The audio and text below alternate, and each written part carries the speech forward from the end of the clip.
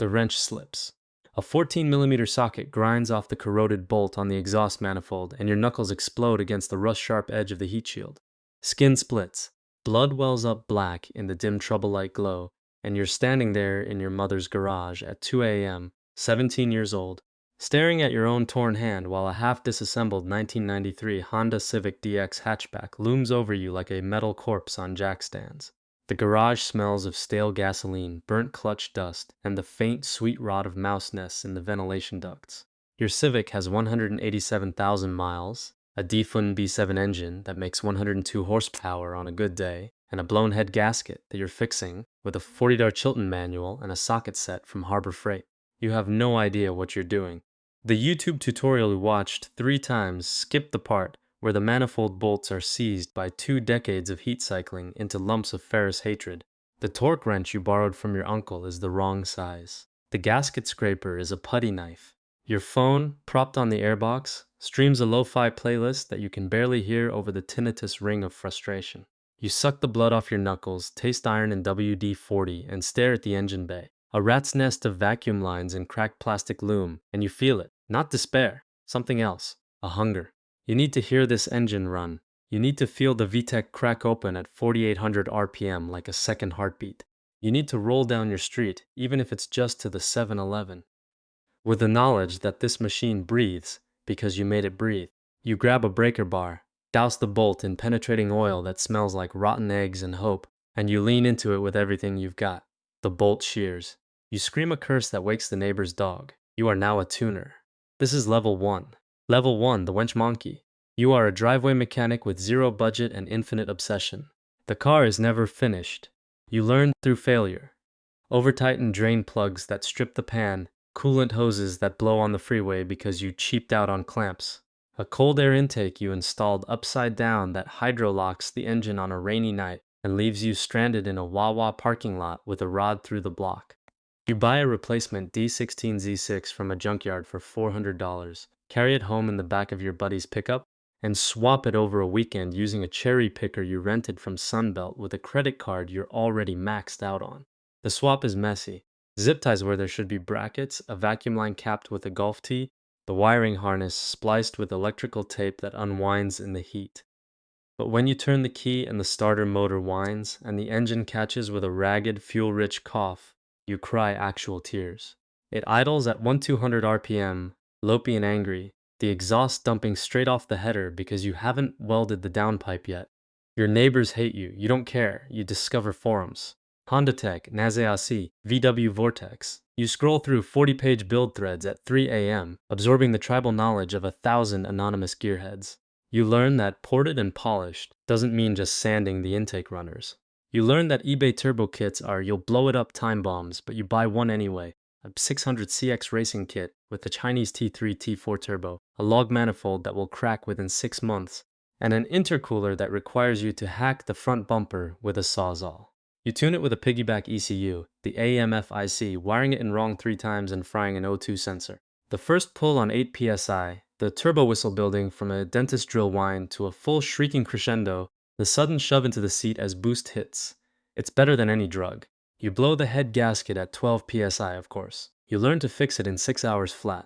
You're building a skill set born of desperation and poverty and love, and you don't know it yet, but this is the most fun you will ever have.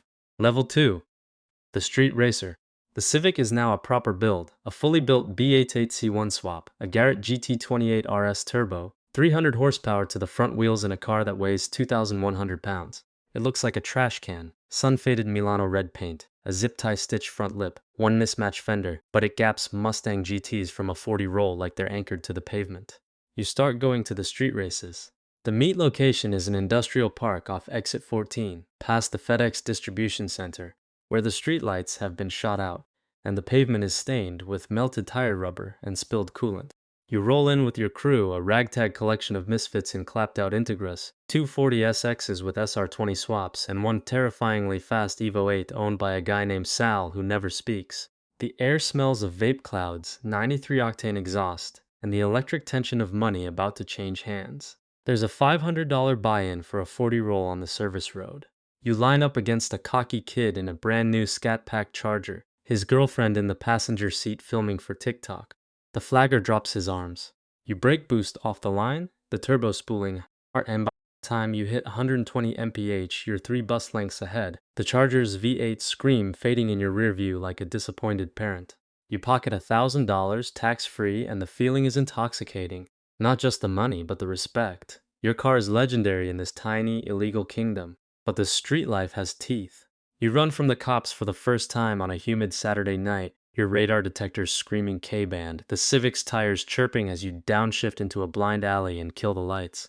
You sit in the dark, heart hammering, while a patrol car idles at the mouth of the alley, its spotlight sweeping past your hood. 5 seconds, 10. It moves on. You drive home shaking, the adrenaline crash, leaving you hollow.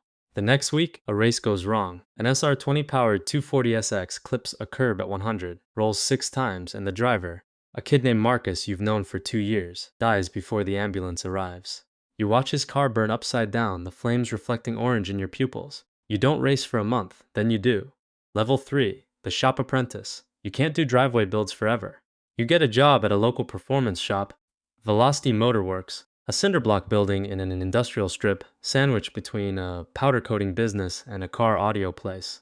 The shop bay smells of gear oil, burning brake cleaner, and the ozone crackle of a MIG welder. Your boss is a man named Rudy, mid-40s, a former Formula Drift mechanic who chain smokes Marlboro Reds and can diagnose rod knock by ear from across the parking lot. He pays you $15 an hour under the table and treats you like an idiot, which, compared to him, you learn real skills. Welding, TIG on stainless exhaust piping, the puddle of argon-shielded metal, like a liquid mirror, the penalty for a bad weld, a cracked manifold that costs the shop a customer. You learn to use a dyno, a Mustang MD-1100 that hums like a jet engine and reads 12% lower than a dynojet. The heartbreak roller, Rudy calls it. You strap down a customer's WRX, the tie-down's creaking, and you make a pull that ends with a knock sensor going haywire at 5,500 RPM. Rudy shows you how to read the spark plugs under a magnifying glass, the porcelain speckled with tiny aluminum flecks. Detonation.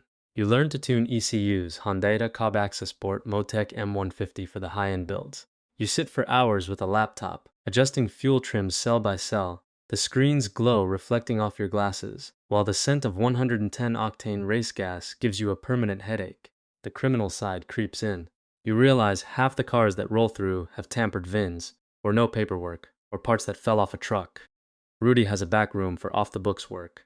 Cash builds for guys who pay in rolls of hundreds and never make eye contact. You're asked to stay late one night to strip a stolen Hellcat down to the chassis. You don't ask questions, you do the work, the money doubles. Your moral compass, already loosely calibrated, drifts further off true north. Level 4, the Pro Tuner. You've graduated from apprentice to the shop's lead tuner. Your name is starting to circulate in the regional scene. You're the guy for Honda K-Series builds, the wizard who can extract 500 horsepower from a 2.0-liter 4-cylinder without it scattering rods across the dyno cell floor.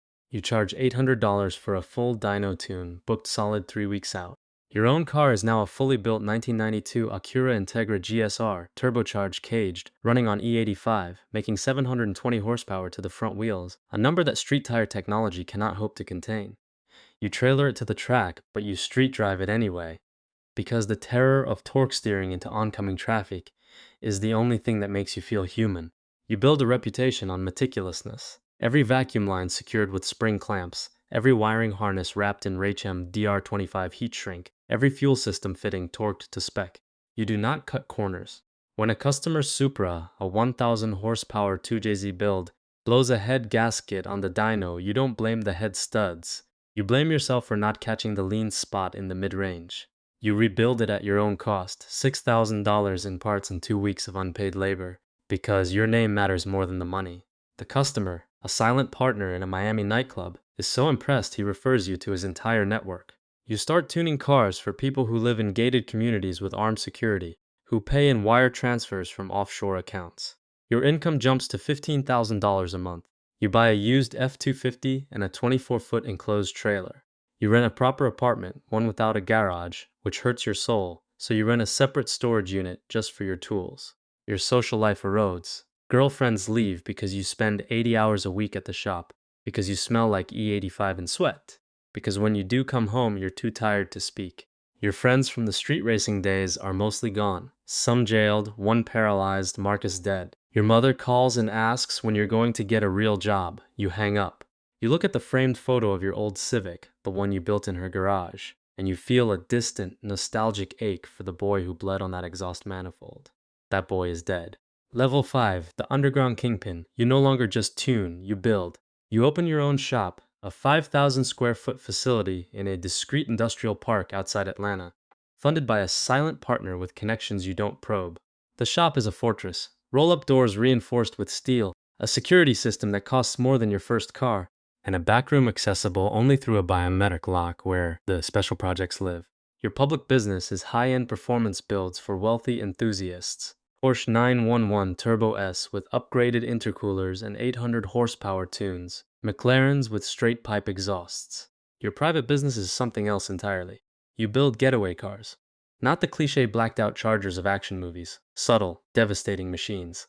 A Toyota Camry with a fully built V6 and a hidden 150-shot nitrous system, capable of walking a Hellcat and then merging into traffic like nothing happened. A Sprinter van with a Duramax diesel swap and EMP-hardened electronics. You never ask what the cars are for. You are paid in cryptocurrency and gold bullion, stored in a safety deposit box that you access only at night. Your income is now $80,000 a month, some of it legitimate, much of it not. The paranoia sets in hard. You know too much about too many people. You install kill switches in every vehicle you build, tracking devices you never mention, a backdoor in every ECU you tune. You keep a digital dossier in a file encrypted with a 256-bit key, hidden in a partition on a laptop that never connects to the internet. You have a bug-out bag in the shop's ceiling, $50,000 cash, a Glock 19, 3-burner phones, and a key fob for a storage locker in Birmingham that contains a completely untraceable 2003 Chevy Tahoe with a forged VIN. You know that the same people who pay you today might need you dead tomorrow. You live with that knowledge like a stone in your chest. You no longer sleep more than 4 hours a night. Level 6, the workshop broker. Legitimate. The Atlanta shop gets raided. Not by police, by a rival crew at 3 a.m., smashing through the bay door with a stolen F-350. You lose $200,000 in parts, 3 customer cars, and the trust of your silent partner, who cuts ties with a single, chilling text. Clean house. We're out. You take the hint. You walk away from the underground. You take your money, the clean portion, and relocate to Southern California, to the Inland Empire, where warehouse space is cheap and the car culture is infinite. You open a new shop, Parallax Performance, strictly legitimate, registered with the state board, insured, and staffed with technicians you poach from Porsche dealerships. You become known for Restomod builds, classic Datsun 240Zs with RB26 engine swaps, E30 M3s with S54 conversions, Land Rover Defenders with LS3 V8s. Your builds feature on YouTube channels with millions of subscribers. The shop's Instagram hits 500,000 followers. You're invited to SEMA, the holy grail of the industry, where your Datsun build sits on a rotating platform under 1 billion watts of show lighting, the paint, a custom House of Color root beer metallic, swirling under the cameras. You wear a $300 Carhartt jacket and a carefully constructed persona of humble genius, but inside you're calculating the profit margin on this build. 30 corpers, and whether you can scale the shop to take on investors. You buy a house in Temecula with a 4-car garage and a swimming pool. You marry a woman who works in tech, who understands your hours and never asks too many questions. You have a daughter, born on a Tuesday, and you hold her in hands that are still scarred and calloused, and you weep, not from joy, but from the terrifying, disorienting realization that you now have something to lose that isn't a car. You begin to feel like you've escaped. You're wrong. Level 7, the Motorsport engineer. A friend of a friend who works for a factory-backed IMSA team sees your SEMA build and offers you a contract, consulting tuner for a Porsche GT3 Cup team. The money is good, $200,000 a year with bonuses for podiums, but the pressure is nuclear. You're tuning Motec ECUs for cars that cost $500,000, driven by professionals who can feel a 2-degree timing pull in their spine. The data logs are 100 channels deep, individual exhaust gas temperatures, tire slip ratios, brake pressure traces. You live on a laptop in the paddock, under a pop-up tent, the air thick with the scream of flat 6 engines and the smell of hot brake pads and tire rubber. The team principal, a German with a jawline like a cleaver, gives you an impossible directive. Find 15 more horsepower within the restrictor plate regulations. You spend 3 weeks chasing 0.5% gains, a custom intake plenum with tapered runners, a cryogenically treated gearbox that saves 0.3% drivetrain loss, a fuel blend that skirts the edge of the chemical regulations. You find the power. The car wins its class at Daytona. You stand on the pit wall as it crosses the finish line, and the tears that roll down your cheeks are genuine. For a moment, you remember why you started. But the cost is steep. You're on the road 250 days a year. Your marriage, strained by years of neglect, finally fractures. Your wife takes your daughter and moves to Seattle, and you see them on a screen every other Sunday, the toddler barely recognizing your face. The team demands more wins. You start to cut corners you swore you never would, borrowing a rival team's proprietary damper data, paying off a scrutineer to overlook an illegal intake plenum. The guilt is a low hum, easily drowned out by the roar of a victory burnout. You've become the thing you used to despise, a cheater, a professional, well-compensated, celebrated cheater. Level 8, the OEM performance partner. The scandal catches up. The illegal intake is discovered during a post-race technical inspection at Sebring. A disgruntled ex-crew chief leaked the scrutineer bribe to the sanctioning body. You're fired. The team disowns you. Your name is toxic in the paddock. For a year, you drift through consulting gigs, a startup EV hypercar company that never delivers a car, a rich YouTuber who wants you to build him a time attack monster and then bails halfway through. You're burning your savings. You're 41 years old, unemployable in the legitimate world because your resume is as a collection of gaps and garage addresses. Then a call comes. A major Japanese OEM, let's call them Yamato Motor Corporation, is developing a new Halo sports car. They need a tuner to bridge the gap between their conservative engineering culture and the aftermarket that will buy the car.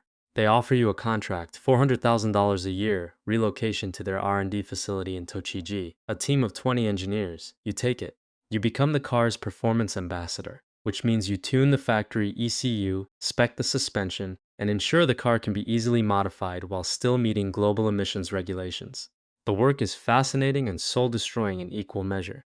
You're forced to lobby against the very aftermarket you came from, because the legal department forbids any suggestion that the car can be tuned beyond factory specs. You neuter the ECU's tuning headroom on purpose to protect the warranty budget.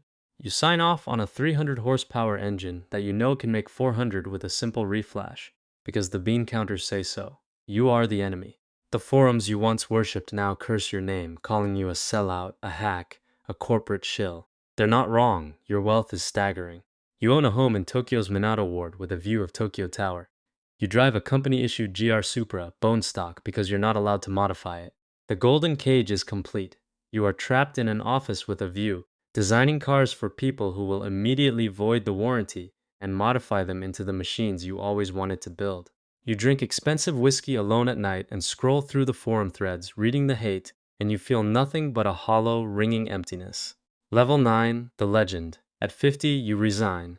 You cash out your stock options, walk away from Yamato with $6 million, and fly back to the United States. You buy a dusty, abandoned warehouse in the desert outside Tucson, a place where the sun bleaches everything white, and the only sound is the wind-rattling corrugated metal. You spend 2 years building a single car, a 1969 Datsun 240Z, completely reimagined. The chassis is a custom tube frame. The engine is a billet aluminum, naturally aspirated V12 you commissioned from a former Cosworth engineer, making 650 horsepower at 10,000 RPM. The paint is a deep blue so rich it looks liquid. Every bolt is titanium, every surface is leather or machined aluminum. It is, objectively, the finest car you have ever built. You trailer it to the Pebble Beach Concours d'Elegance not to compete, but to display as a private entry. The crowd around it is 10 people deep. Enzo Ferrari's great-grandson asks to sit in it. Automotive journalists weep. You are, in that moment, a legend. But standing there, next to your masterpiece on the perfect green lawn, you feel nothing. The car is a monument to decades of obsession, and you realize it's a tombstone. All your friends from the early days are gone. Rudy died of lung cancer. Sal was killed in a motorcycle accident. The others scattered. Your ex-wife sent you a photo of your daughter, now a teenager, holding a high school diploma. You weren't there. You've spent your entire life making machines go fast, and now you're the one standing still. A wealthy collector offers you $3 million for the Z. You sell it without hesitation, sign the title on the hood, and drive back to Tucson alone in a rented Camry. Level 10, the wreck. You don't tune anymore. The shop in Tucson gathers dust. Your hands, racked with arthritis from 2 decades of vibration and impact, can barely hold a wrench. You spend your days on a lawn chair outside the warehouse, watching the sun crawl across the desert, A cold can of Coors Light sweating in your grip. The garage contains the shell of your original Civic. Tracked it down through a forum thread, bought it off a kid in Ohio, shipped it home. It's rusted, stripped, a ghost of your youth. You tell yourself you're going to restore it, but you know you won't. It's just here to remind you of something. At night, you watch old videos on YouTube. Street races from the early 2000s, the camera shaking, the audio, a distorted mess of VTEC crossover and wastegate flutter. You see yourself in the background of one clip, a skinny kid in a greasy hoodie, grinning ear to ear next to a beat-up Civic with a mismatched fender. You don't recognize him. You wish you could call him, warn him, tell him to slow down. Not the car, the life. But you can't. The phone doesn't ring that way. You die quietly at 62 of a heart attack on the garage floor. They find you next to the Civic, your hand resting on the front bumper like it's the forehead of a sick child. Your daughter inherits everything. The warehouse, the tools, the Civic shell, and she sells it all at auction. She doesn't keep a single part. She doesn't want the memories. The world moves on.